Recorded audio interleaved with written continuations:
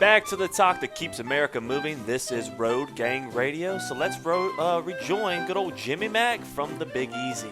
By the way, Bad Dad Joke is brought to you by, but is not the responsibility of, Truck Down. Since 1997, Truck Down has been a cause for celebration for truckers searching for maintenance providers. By the way, here's the joke. You ready? Why did the bacon break up with the egg? I don't know. It just couldn't put up with the bad yolks.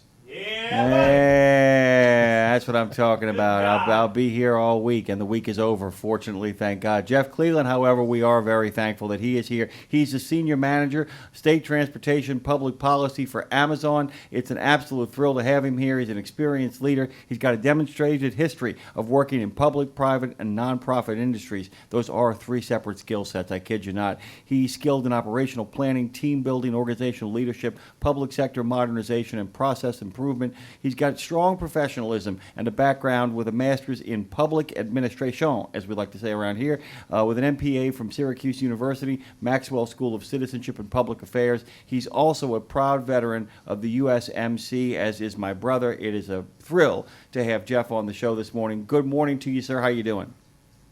Oh, I'm doing fantastic. I appreciate you having me on this morning. Well, we got our good buddy Brad Bentley here, and I know he's got a couple of thoughts that he wants to say, but I want him to tell you good morning. Jeff, how are you, man? Good, Brad. How you doing? Good to reconnect. It's been a while since we've crossed paths. I think the last time was probably up at maybe the U.S. Chamber for our Hiring Our Heroes Gala, but I know you're doing great things for Amazon in your new role. Yeah, no, I think that was the last time I saw you, but it's been too long. Okay, let's kind of give people a sense of your bona fides here, because like many people who actually rise to a position that you've risen to, you do it the way that a lot of these men and women who are listening right now understand. You actually were a driver for a moving and storage company. We'll get to your service in a second here, but let's kind of get to the main shot about driving. You know what it is to actually, drive a truck. I do. It's my family. They actually recently sold the business this year, but my father and my uncle are still working for the company that bought them to kind of get them on their feet in the central New York region. But that's trucking company's been in my family for about 60 years or so. My grandfather started, and we were a North American agent, so furniture, moving and storage. And, I grew up working around the warehouse and out on jobs carrying furniture. Post-military service, I got my CDL and hit the road for my dad. And it was a great, this was 2008 when I got out of the military. So not a great time economically for our country, but I was lucky enough to have that opportunity in my family and be able to make a living. And, I was on the road, but then I was also unloading and loading 35,000 pounds of furniture. So it kept me in great shape, and I got to see a lot of the country.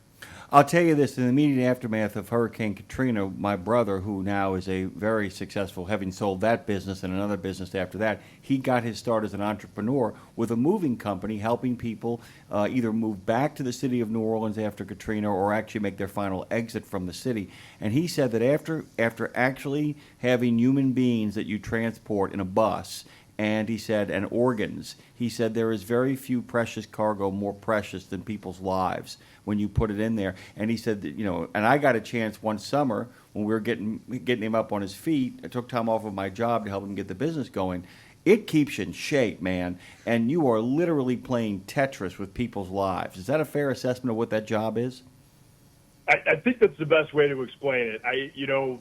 When you load the back of a truck, you'll see someone in a U-Haul kind of loading their own stuff, and there's a lot of empty space at the top, and that's lost money. That's an inefficiency. And so, learning how to properly cube up a truck is probably one of the harder skills I learned. But like I said, I grew up in the business, so from the time I was 10 years old, I was playing Tetris with people's goods.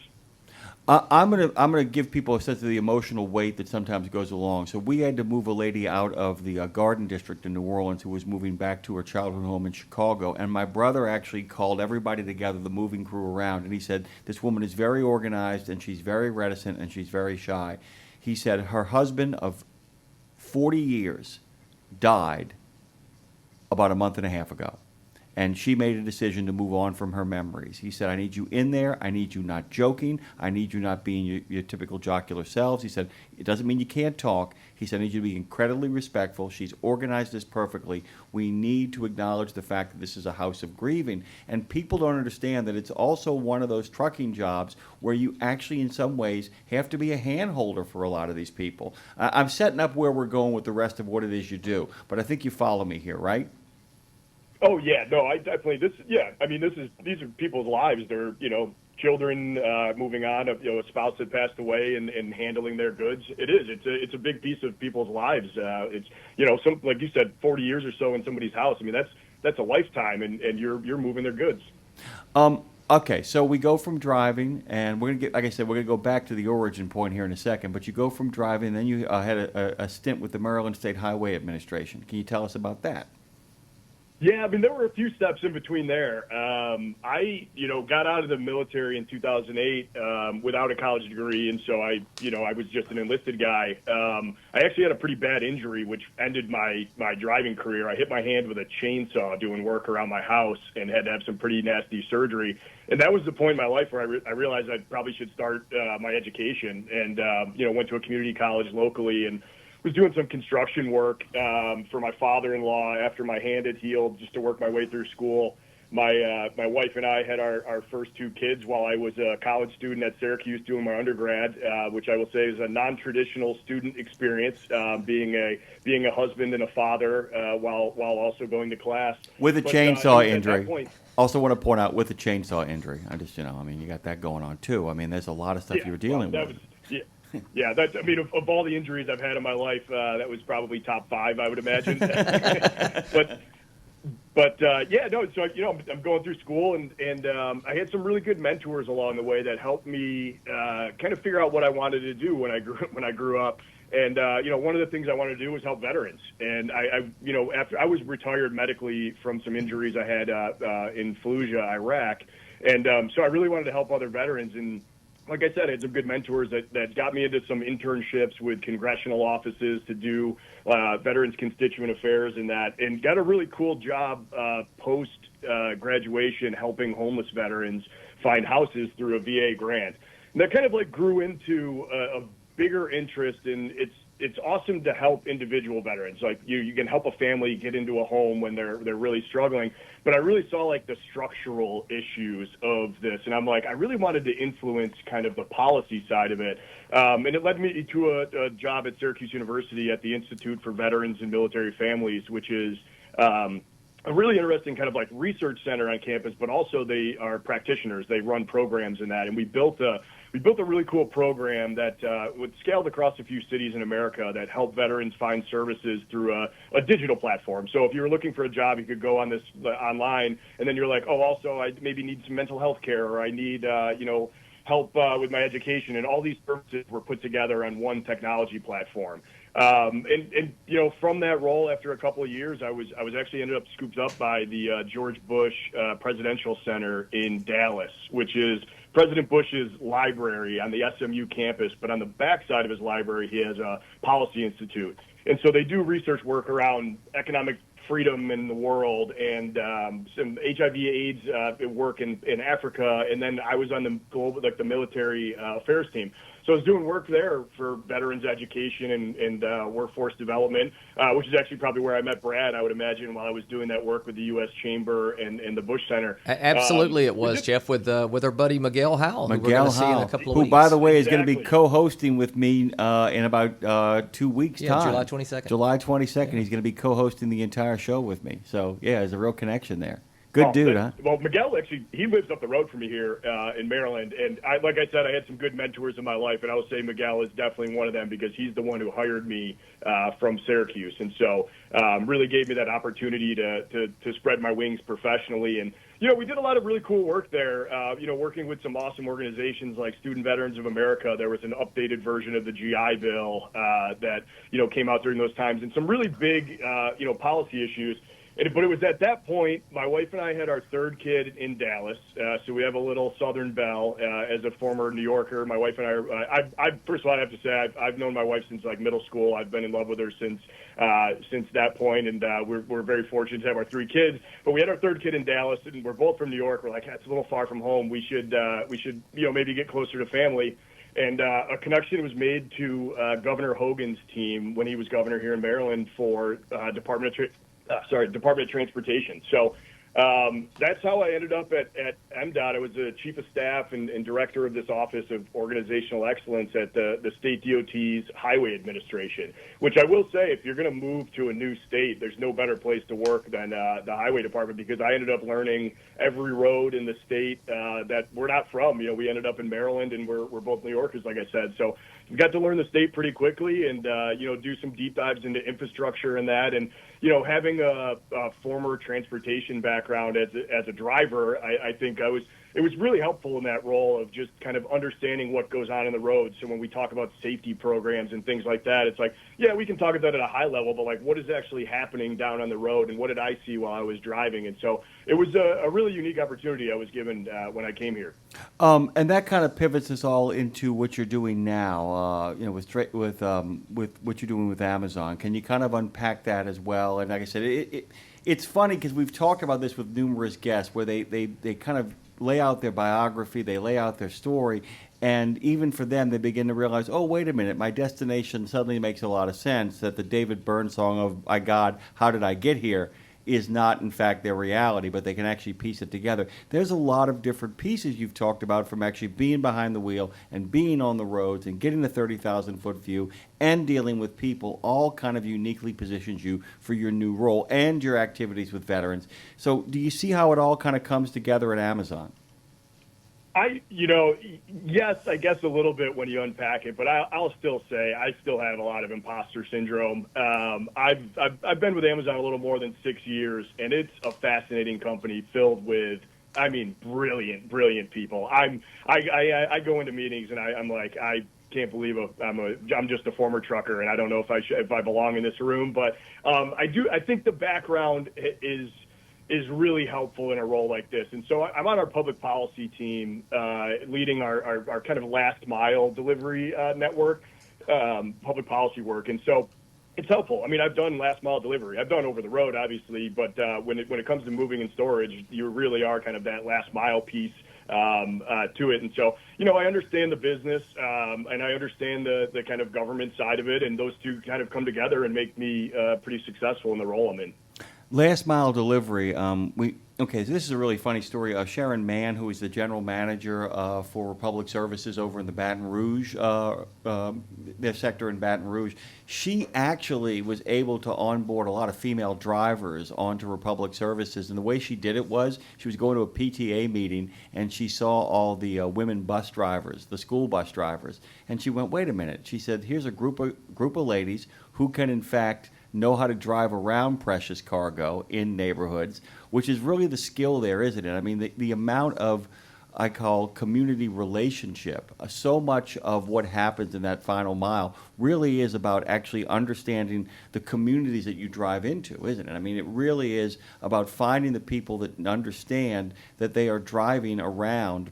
They're bringing precious cargo, but they're driving around precious cargo. They're around kids playing in the street. They're around families walking their dogs. So much of this is about actually knowing these communities. And it just feels like I said before, the idea of you getting a chance when you were with Maryland's DOT essentially to really kind of understand where you were going and where you were putting these men and women. Is that fair?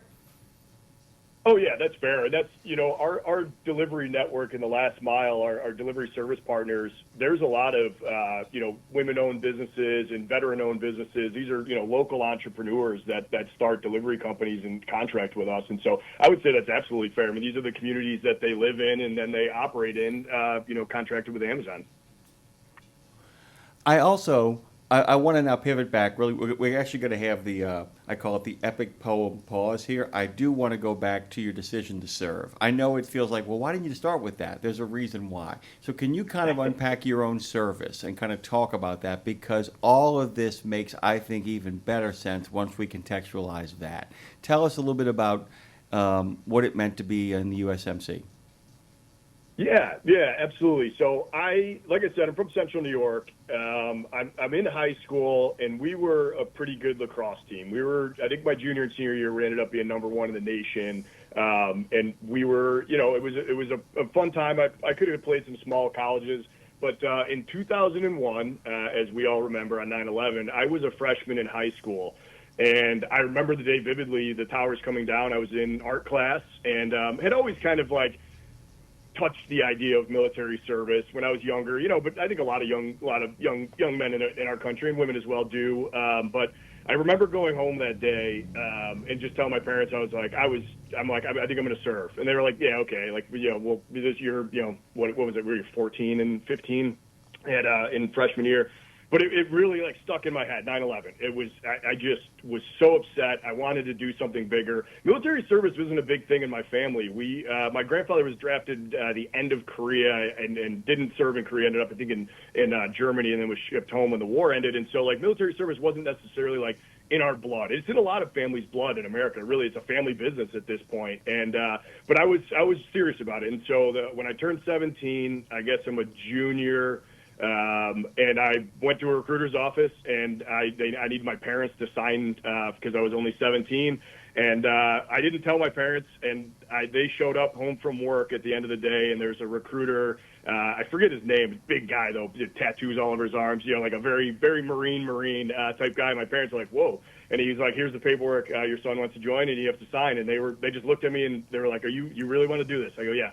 So they signed. I had about a year to work out with the recruiters my senior year before going. We ended up winning the New York State Championship, both my junior and senior year in lacrosse.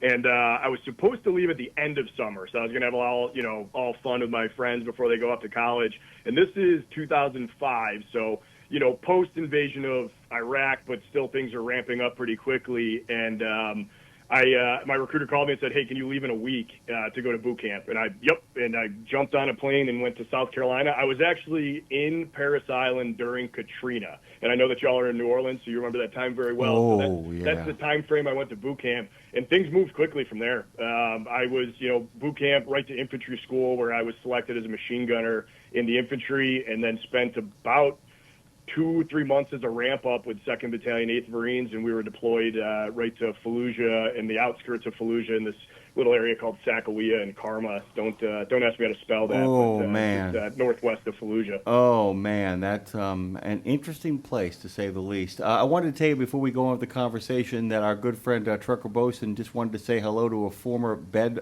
bugger. He was a Mayflower driver for quite some time, and just wanted to share a little commiseration with you as an over-the-road moving specialist, as it were. I wanted to ask you, in regards to your service, what was your big takeaway from it? And when I say the big takeaway, of course, that's going to be a couple of different things. There's no one singular thing.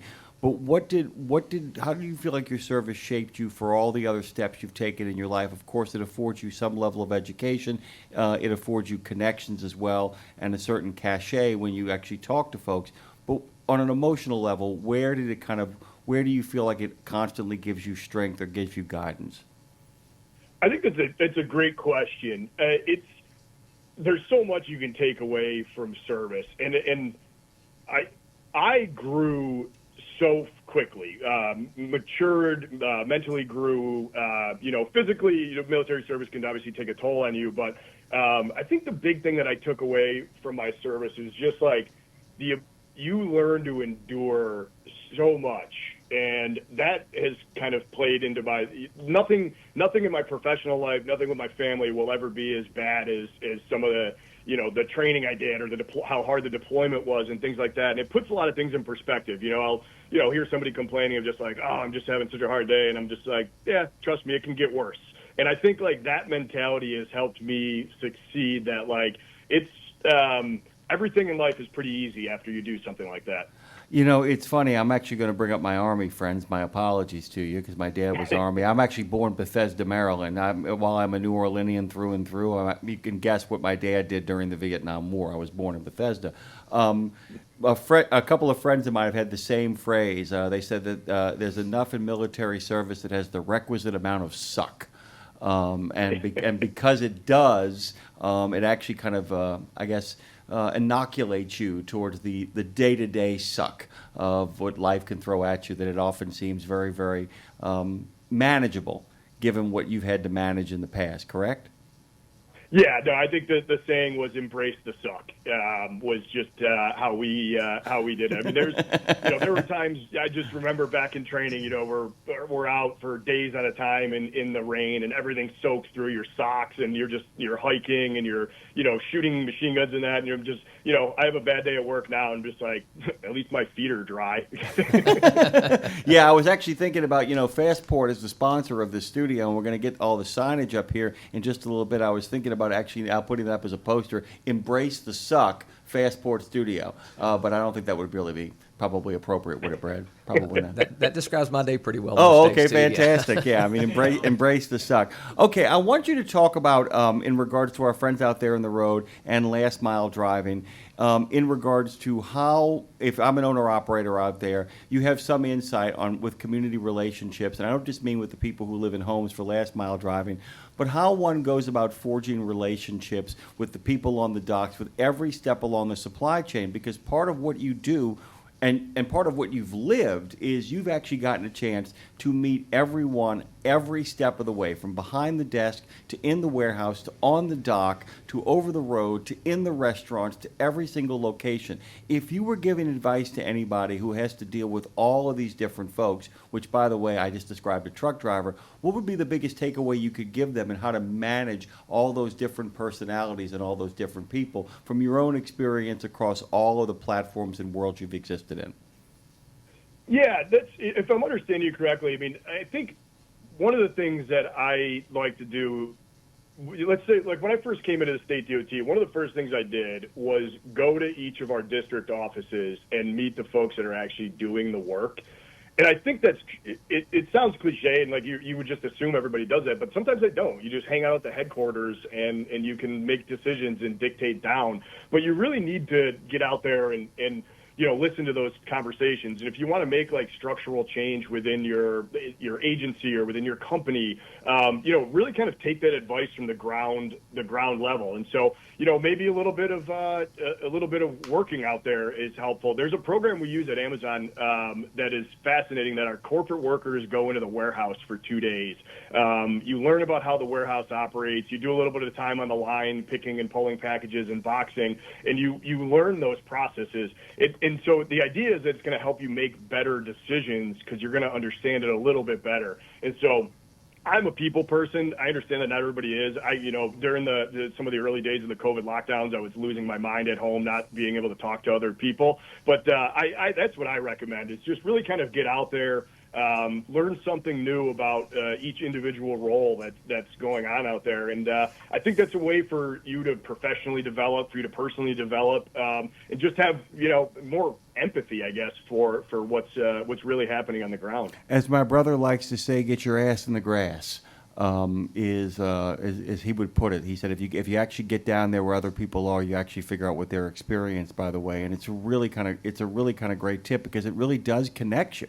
I mean, it really does put you in a position where you actually have not just sympathy, which often is easier than empathy, but you actually know what they're feeling because you're standing in their shoes, and that makes a big difference. And that's kind of the kind of final takeaway. I wanted to give you a chance to kind of talk at length about this before we actually have to shuffle off this radio coil with you. In the future, where do you see all of this going in the future in regards to shipping and receiving? Are there still new twists to be made? Are there still new technologies that are going to continue to accelerate the process? Because Amazon was one of the big beneficiaries of COVID in the sense that it accelerated the already growing trend of having people no longer go shopping in the real, but have the shopping brought to them. Yeah, I think that it definitely expedited that kind of growth, but I think we were on that trajectory anyway. I just think of my personal situation. My wife has her own business, and I work full time, and like the convenience of online delivery is something that it saves us. Even just groceries. If you're going to an hour and a half of your day to go grocery shopping, I can spend an hour and a half with my kids and have it delivered. And so I think that's going to continue growing. I think that pie continues to grow. I'm really fascinated in kind of like the technology side. I get to do a little bit of work on drone delivery at the state level and we're expanding our drone delivery operations. I think that's going to be a thing. I don't know, what the future of that looks like as far as how many companies will be getting into that, but everything that moves through our supply chain, through other companies' supply chain, is going to be moved by a truck. And so I think the trucking industry is kind of the backbone of this, and it's not going anywhere. And whether it's my background in the moving and storage, people are still moving around the country, or it's just goods moving more generally. Like, the industry is going to continue to grow. I think there's strong growth out there. By the way, my father-in-law Dave Nemo and I would completely agree with you. I think that we were headed in that direction already, and our great term that we've come up with for what happened during COVID was simply the great accelerant. It took trends that were already beginning to develop and actually dropped us into fifth gear and kind of throttled us along the way. Jeff Cleland, veteran, deep experience in the supply chain, joins us. He is the Senior Manager, State Transportation Public Policy over at Amazon. We're thrilled to have you. You can find him on X if you care about such things at Jeffrey J. Cleland. It's good to have you, my friend. You're welcome back anytime. And I'm inviting you to our party on the 23rd. I know you can't make it, but you've been invited, okay? All right, thank you. Brad Bentley and I have been thrilled to have Jeff Cleland here. That's, like I said, it's interesting too, Brad, because his contribution is directly related to his service, and his service is actually what makes him good at what he does, but also what he does afterwards and how he utilizes that service, utilizing both his own personal contacts, his standing as a Marine in good standing, and taking advantage of the programs that are there. That's in many ways what Fastport does, is help people figure out what the next step is, right? Yeah, it's interesting. Jeff mentioned something in the interview. When we first met, we were working on some technology for President Bush and his military service initiative. And it was really a way to consolidate all the different resources that were out there. So there's a lot of good veteran service organizations, a lot of things that people just don't know how to find. So the terminology we would use is there's a sea of goodwill out there, but no one shows you how to navigate that. And Jeff has certainly proved that in his career, and we're glad to play a small role in doing things like that for our nation's veterans as well. Yeah, and that goes back to what we talked about earlier with the book, with the book Clamor, the idea that being an evangelist by example is often the best way you can help anybody get to the next step, and you can actually take his career and show a veteran how that kind of played itself out. Now, granted, he has family, that makes a difference, but there are also things he takes advantage of.